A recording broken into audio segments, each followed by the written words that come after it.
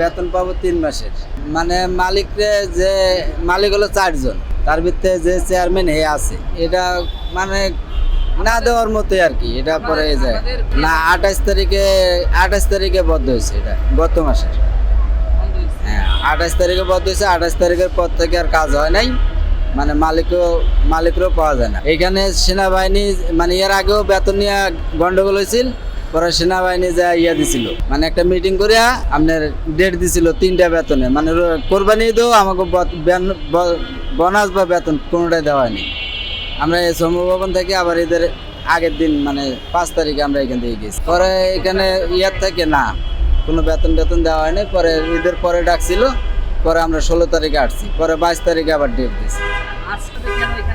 এখানে মিটিং মানে আগামীকাল মিটিং হওয়ার কথা ছিল, পরে আজকে মিটিং ডাকছে।